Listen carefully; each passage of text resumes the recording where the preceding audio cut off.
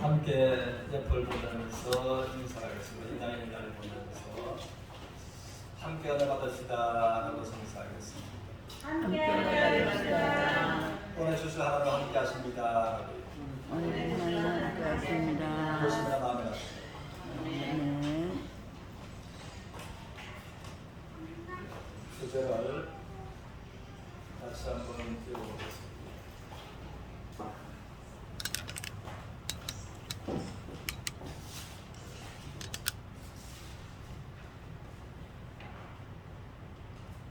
주제로 믿음을 같이 읽겠습니다. 시작. 하나님의 뜻을 알아가자 라는 주제로서 은혜를 나누자. 본문 말씀도 같이 믿음으로 합독하겠습니다. 시작. 나는 주여 주여 하는 자마다 자성스럽게 말씀할 것이 아니요 다만 하늘에 계신 아버지의 뜻대로 행하는 자여야 들어가리라. 그 날에 많은 사람이 나더러 이르되 주여 주여 우리가 주의 이름으로 선전하였사며 주의 이름으로 귀신을 쫓아내며 주의 이름으로 많은 노동을 행하지 아니하였나이까 하리니 그때에 내가 그들에게 밝히 말하되 내가 너희를 범치 알지 못하니 불법을 행하는 자가 내게서 떠나가라 하리라. 본문 말씀을 우리가 다시 한번 명확하게 또 주님의 듣고 생각하는 시간이 필요하다라고 해서 이제 믿어집니다. 왜냐하면 이제 이 말씀을 통해서 이제 이 진리의 복음을 훼손시킬 수 있는 어인들이 마땅히 있기 때문에 그러다는 것입니다. 그러면 이제 본문을 통해서는 두 해석을 대체로 하고 있습니다. 첫째는 여기에서 주님의 이름으로 선지자로 귀신을 쫓아내고 많은 권능을 행했지만은 그들은 거짓 선지자들이었다라고 하는 해석과 또 그들은 구원을 받았지만은 지옥 갔다라고 하는 해석이 있다라고 하는 것입니다. 그런데 주님을 이해하면서 그들의 결과를 아시는 주님께서 분명히 말씀하시기를 그들은 천국 문 앞에서 주님께로부터 외면과 버림을 당하고 천국에 들어가지 못했다라고 말씀하십니다. 그의 이유가 또 나들은 주여 주여라고서 그들은 했지만은 그렇게 생각했지만은 하나님의 뜻을 행하지 아니하였으므로 천국 문 앞에서 외면을 당했다라고 하는 것입니다.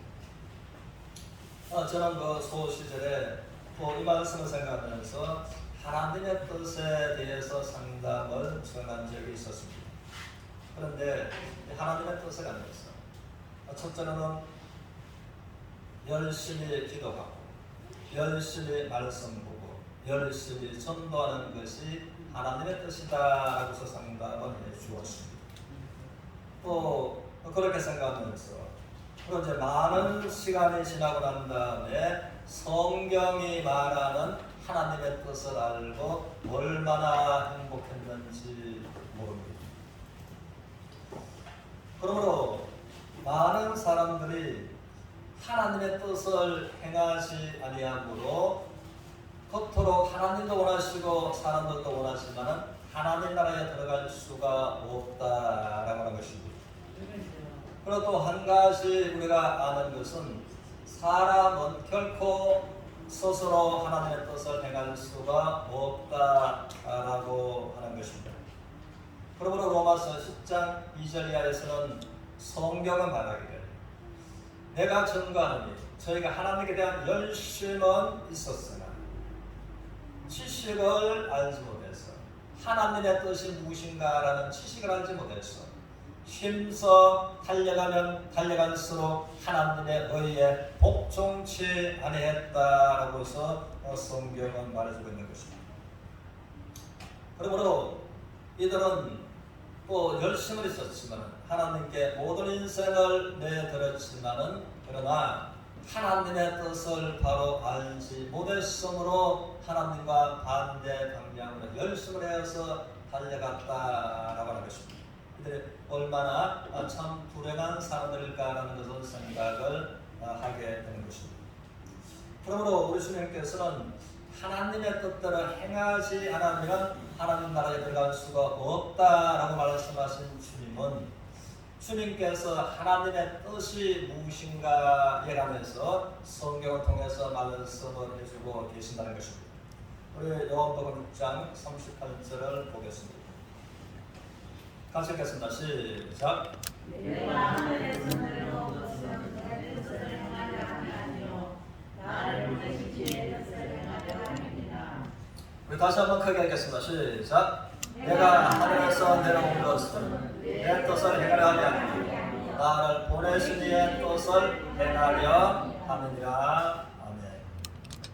그러므로 우리 주님께서 또 이 땅에 사람의 몸을 입고 오신 것은 주님의 뜻을 위해서가 아니라 주님을 보내신 하나님 아버지의 뜻을 이루기 위해서 오셨다라고 말씀을 하십니다.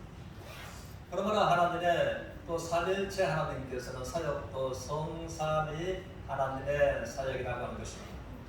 그러므로 성부 하나님께서는 이제 하나님의 세상을 이처럼 사랑하사 독생자를 보내주시기까지 성부 하나님의 사역이셨습니다. 그러면 하나님의 뜻을 행하라고서 독생자 예수 그리스도를 보내주십니다. 그리고 성자 하나님은 하나님의 뜻을 행하십니다. 성자 하나님의 사역과 또 성령 하나님은 우리가 하나님의 뜻을 행할 수 있도록 도우시는 이 사역을 하시는 성령 하나님, 그러므로 성삼위 하나님의 사역이시다라고 하는 것입니다. 그러므로 주님께서는 하나님의 뜻이 무엇인가에 관해서 구체적으로 말씀하시는데 요한복음 6장 40절에서 우리 같이 컨설로 같이 읽겠습니다. 시작. 내 아버지의 뜻은 아들을 보고 믿는 자마다 영생을 얻는다. 다시 한번 이따 어디 붙나요? 다시 한번 같이 하겠습니다. 시작. 내 아버지의 뜻은 아들을 보고 믿는 자마다 영생을 얻는 이것이니 마지막 날에 내가 그들을 다시 살리라 하시니라. 아멘. 그래서 내 아버지의 뜻은 무엇이라고요? 예수님을 보고 믿는 자마다 영생을 얻는 그것이 하나님의 뜻이다라고 말씀을 하십니다. 그래서 우리가 스스로 영생을 해결할 수 있는 사람은 아무도 없다는 것입니다. 그러므로 본문의 말씀에 그들이 주님을 향해서 하나님 앞에 인생을 전 인생을 내어드렸지만 하나님의 뜻을 바로 알지 못했습니다. 하나님께로부터 외면과 천국문 앞에서 버림을 당했다고 하는 것입니다. 우리가 이사야서 53장을 보면은 이사야는 예수님께서 오시기 700년 전에 선지자로서 활동을 하던 사람이었습니다. 또 하나님은 이사야에게 하나님의 뜻을 성취하시는 이 광경을 주의 성령께서 보여주셨습니다. 그러면 이사야는 이제 53장 10절에서 말하기를 하나님의 의로운 성자 하나님께서 하나님의 뜻을 성취하시고 하나님의 뜻을 성취하신 그 결과를 보시고 심히 만족히 여기셨다라고 했습니다. 그리고 하나님의 뜻을 성취하시는 것을 보면서 이사야는 너무나 행복하고 너무나 감격했다고 하는 것입니다. 그러므로 우리 주님께서 예언대로 하나님의 뜻을 성취하러 이 땅에 오신 분이 예수 그리스도다라고 하는 것입니다. 우리 히브리서 10장 1절을 보겠습니다. 10장 1절 우리 같이 읽겠습니다. 시작. 율법은 장차 오는 좋은 일의 그림자요 참명상이 아니므로 너는 저희들과 같은 세상에 나오는 자들을 언제나 온전하게 할 수 없느냐.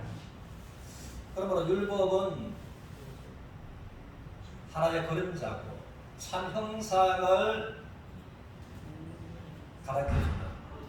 그림자다라고 해서 성경은 말합니다. 그러므로 율법 속에서는 완전한 제사함이 없었다는 것을 말씀합니다. 그러므로 율법으로 말미암아 율법 속에서 이제 광야에서는 성막이, 또한 가나안에서는 성전. 그러므로 성막과 성전에서 죄는 사람이 짓고, 또 속죄 희생의 제물이 한 마리의 짐승이 드려지고, 이 속죄를 이제는 받게 되었습니다. 그래서 7월 10일 날 대속죄일 날 대제사장이 자신과 민족의 죄를 위하여 1년에 한 번씩 이제 속죄 제물을 드렸다라고 하는 것입니다. 그러므로 그는 이제 죄 사함의 효과 1년뿐만 갔다고 하는 것입니다. 그래서 율법은 이 거름장으로 참형상이 아니므로 율법 속에서는 온전한 죄사함이 없었다라고 말씀하십니다.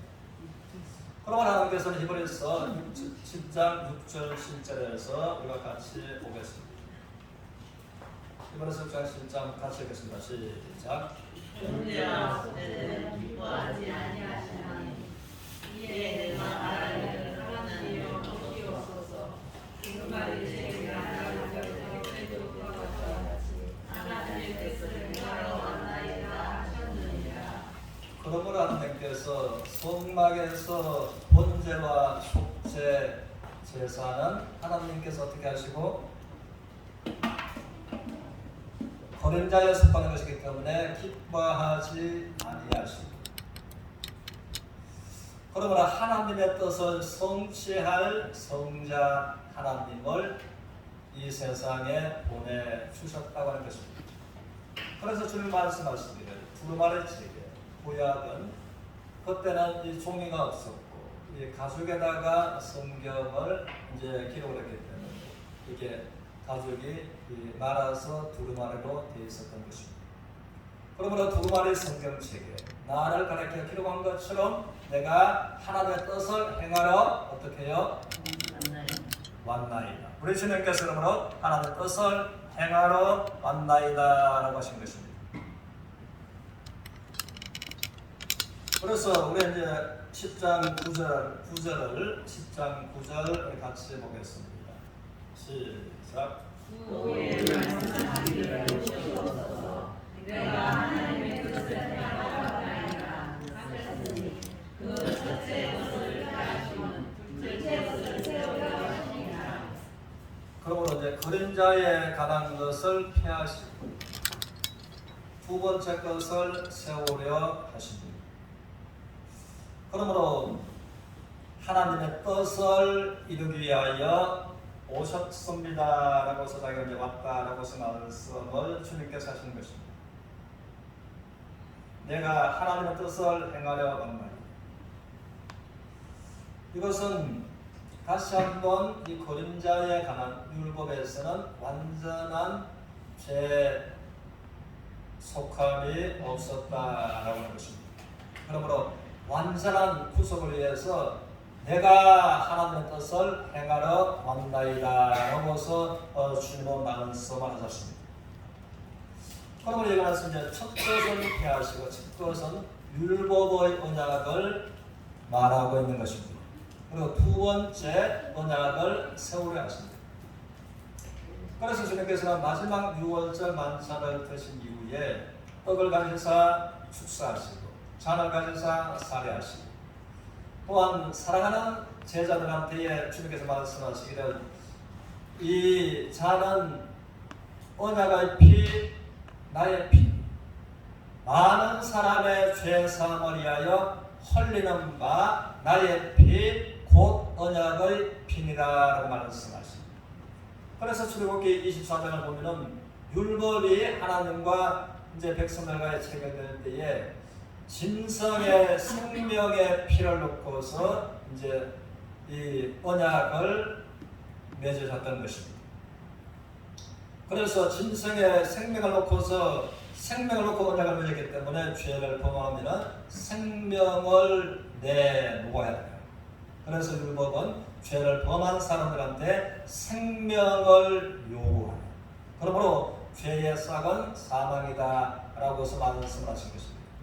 그래서 사람이 사람을 사랑하시고 그러므로 아끼신 하나님께서는 마땅히 율법 속에서도 범죄한 사람이 죽어야 만드는 것이 율법인데 대신 짐승을, 비둘기를, 염소를, 양을 하나님께서 대신 대속물로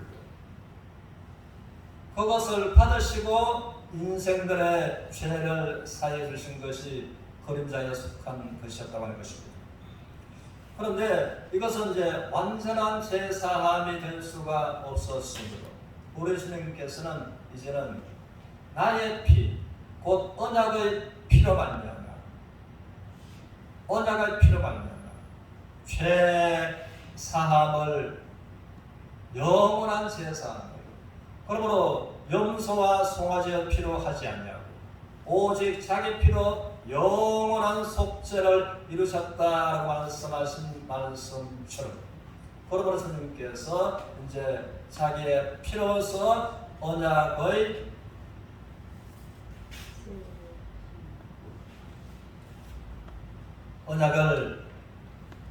체결하신 그것이 우리 주님의 십자가의 보혈이라고 하는 것입니다.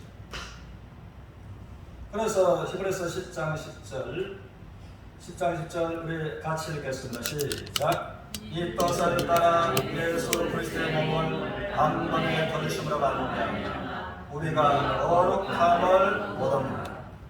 그러면 하나님의 뜻을 쫓아서 예수 그리스도의 몸을 십자가의 단번에 거두심으로 말미암아 우리가 무엇을 얻었다고요?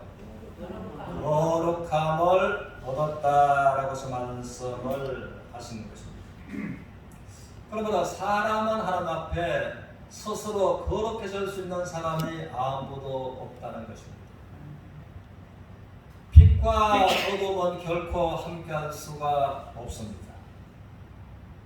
그것처럼 거룩하신 하나님과 죄인은 함께할 수가 없다고 하는 것입니다. 종교를 가지고 때로는 연심을 한다고 할지라도 종교는 하나같이 말하고 있는 것이 적선을 요구하는 것입니다. 내가 선을 쌓아서 나가라. 그러나 하나님 앞에 오해라는 말이 한 사람도 없습니다. 모든 사람의 죄를 범했음에 결코 하나님의 영광에 나아가지 못하는 것이 사람들의 모습이다라고서 성경은 이제 말해주고 있는 것입니다. 그런데 우리가 거룩하신 하나님 앞에 나아가는 거룩하신 하나님을 말미암아 우리가 하나님의 자녀로서 인정받는 그것이 영생을 얻는 그것이 영생을 얻는 자들이 영생을 소유한 자들이 하나님의 자녀다라고 하는 것입니다. 그것이 하나님의 뜻이다라고서 성경은 말합니다. 그런데 하나님의 뜻을 행할 수 있는 사람들이 아무도 없음으로 하나님께서 독생자 예수 그리스도를 이 세상에 보내주시고 이는 그를 보고 믿는 자마다 영생을 얻게 하리라 라고 말씀하신 말씀처럼 하나님의 세상을 이처럼 사랑하사 독생자를 주셨으니 이는 그를 믿는 자마다 멸망치 않고 영생을 얻게 하려 하심이라 라는 거예요. 그러므로 예수님을 보고 예수님을 믿고 영생을 얻는 그것이 하나님의 뜻이므로 그러므로 이 뜻을 쫓아 자기 몸을 십자가의 단번에 버리심으로 말미암아 우리가 하나님 앞에서 무엇을 얻었다고요? 거룩함을 얻었노라 라고서 말씀을 하고 계시는 겁니다. 그러므로 우리가 하나님의 뜻을 바로 알고 우리가 죄인 되었습니다. 죄를 말미암아 하나님과 원수되었습니다. 하나님은 나를 사랑하시고 우리를 사랑하시는 하나님의 사랑을 십자가에서 확증하셨다고 말씀하신 우리 하나님의 사랑의 말씀을 기억하면서 우리가 하나님의 뜻을 알았으므로 갈고리 십자가로 나아가는 모두가 되시기를 주님의 이름으로 축원합니다.